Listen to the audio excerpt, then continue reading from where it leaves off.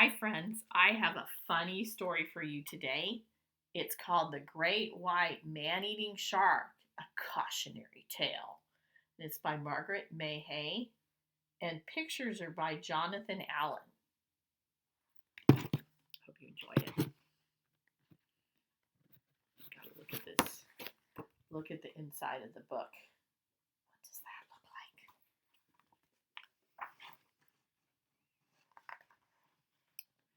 There once was a boy called Norvin who was a good actor, but rather plain. In fact, he looked very like a shark. He had small, sharkish eyes, a pointed, sharkish head, and sharp, sharkish teeth. Do you think he looks like a shark, friends? Unfortunately, there are not many plays written with good parts for sharks, so Norvin took up swimming instead. He soon became a good swimmer and learned to shoot through the water like a silver arrow. Wow, he's a good swimmer, just like sharks are.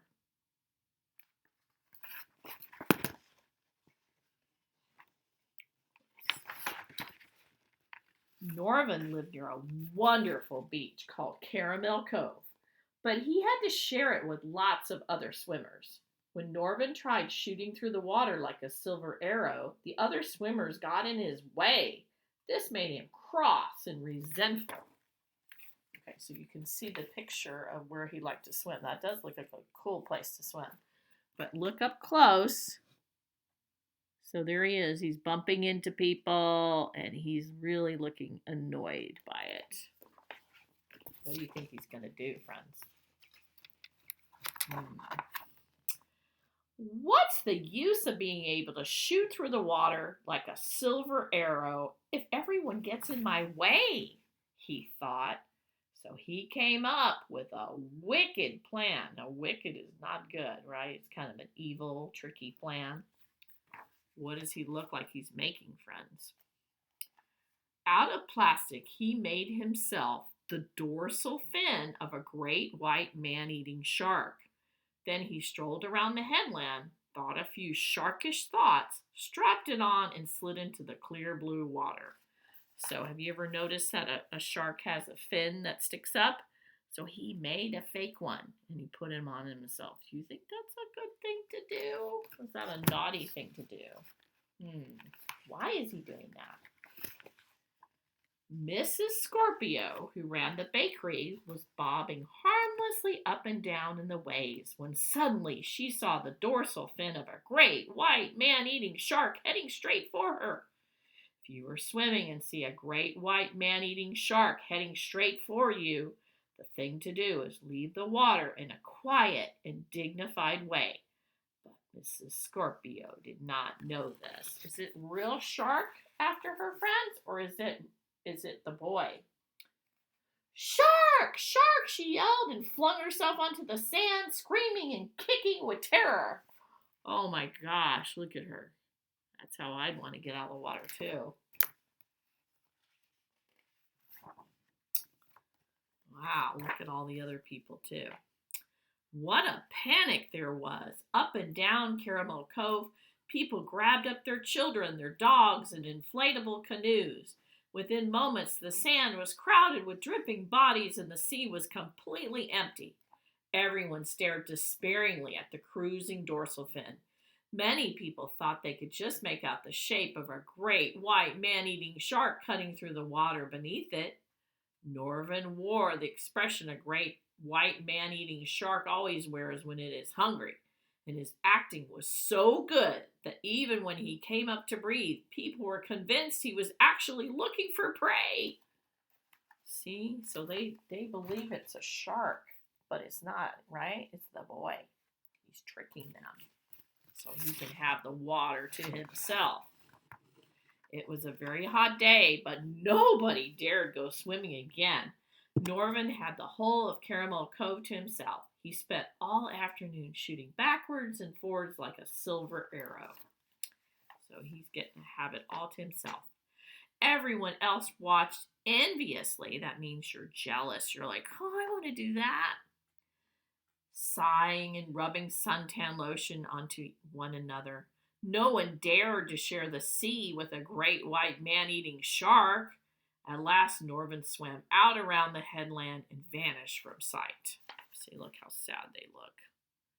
They came to go to the beach and swim, and they're too scared to do it, right? After that, everyone except Norvin was too scared to go swimming at Caramel Cove. Norvin, come out at once, his friends all cried. There's a great white man-eating shark hanging around these parts. Why is Norvin not scared? Why is he not scared? Norvin laughed. Nonsense, he said. It's probably only a whale shark or even a basking shark, and they are vegetarians, you know.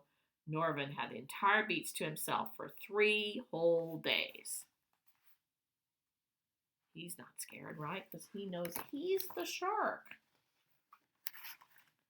However, soon a few brave people, tired of seeing Norvin shooting to and fro like a silver arrow, started swimming again.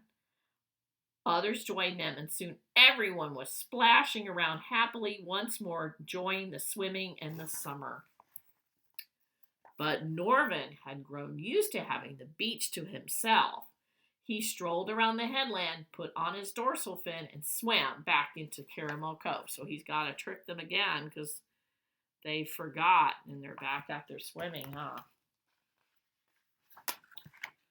Mr. Dorsey, the plumber, was showing his little boy Courtney how to stand on his head in the water, something a plumber sometimes has to do. Suddenly he found himself nose to nose with Norvin. He did not recognize Norvin, of course. He thought he was nose to nose with a great white man-eating shark. Look at him upside down. If you find yourself nose to nose with a shark, the thing to do is to leave the water quietly, just as if your only thought was to rub in more suntan lotion. Mr. Dorsey did not know this. Is Mr. Dorsey going to go in and just casually walk out of the ocean, do you think? Shark! Shark! He yelled, grabbing up Courtney. He flung himself onto the sand, kicking and screaming in terror. Oh my goodness. Within minutes, Norvin had the beach to himself once more. No one dared to go swimming for a week at Caramel Cove. No one except Norvin, that is. He shot to and fro like a silver arrow, while others watched longingly from the beach. Longingly means, oh, I want to do that. Soon they could stand it no longer. A few brave people decided to take a risk, and Caramel Cove was once more splashing and bubbling with happy swimmers. He's scaring them off. Norvin, however, was becoming greedy. Greedy's when you want more than you should ask for. He wanted Caramel Cove all to himself all the time, so he strolled around the headland and put on his dorsal fin once more. Then he swam back to Caramel Cove, laughing to himself as he thought of all the terror he would cause. He's being mean, huh? But something's about to happen. But suddenly, he felt he was not alone. Someone was swimming beside him. Who could it be? He looked out of the corner of his eye. There, nuzzling up to him, was a great white man-eating shark, a female. Like this time it's a real shark, friends. Norvin was such a good actor that she did not realize he was merely pretending to be a shark. She gave him a very loving glance. "You are the shark of my dreams," she said. Marry me at once, or I shall lose my temper and bite you." Oh, look at he's gotten himself in trouble now. There's a real shark and thinks he's a shark. Oh, what's he gonna do, friends?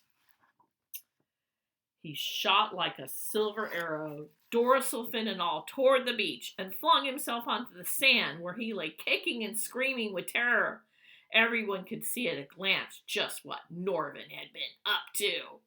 Look at, now they see his fake dorsal fin when he came up onto the beach. Do you think they're going to be happy with him?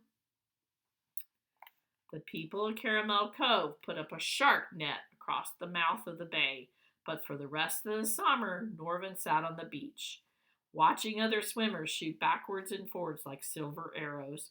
He had had such a terrible shock that, shark net or not, he was too frightened to go swimming for a long, long time. Though he was a plain boy, he had made a rather good-looking shark, and I think he was very wise not to take any dangerous chances.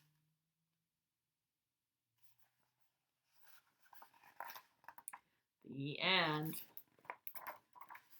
There we go, friends. I wonder what you think about Norvin and the trick he pulled. Talk to you soon.